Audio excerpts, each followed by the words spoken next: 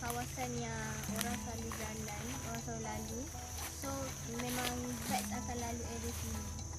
Aku tengok pun kawasan-kawasan sini kat kawasan-kawasan pokok. Hari ni kita nak repair harp track. So banyak tali yang putus from the last trip. So tadi one of the bank memang belah kiri tu ada yang putus. So sekarang ni belah kanan ada 3 line yang putus. So semua tu kena repair dulu sebelum pasang dan untuk praktis cara menggunakan harp track.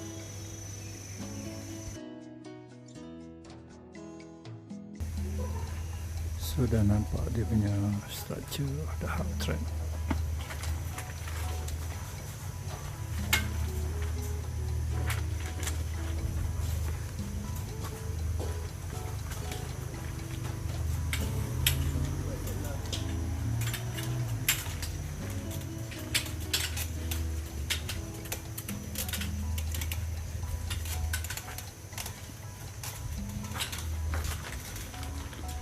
So kena jahit dekat tepi tu.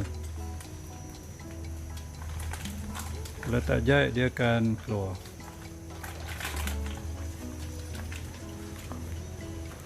So this is the 4 bank harp track. 1, 2, 3, 4 bank.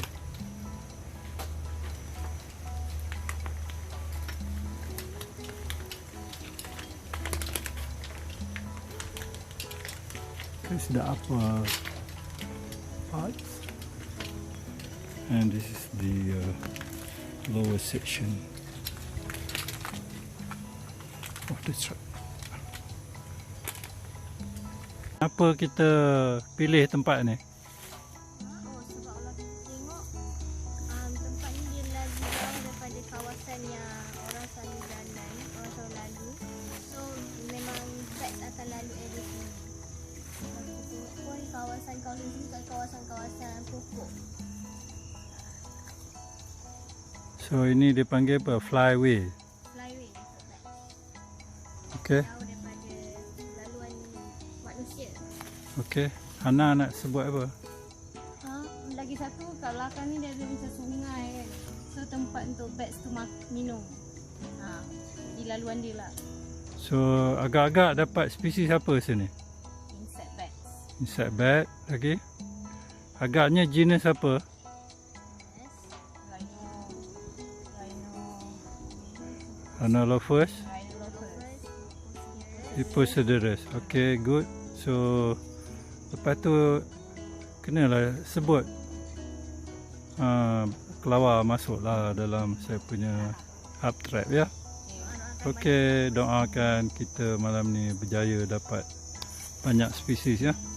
Okay, that's good. Now we have to put the other things so that it direct the bats into this harp trap.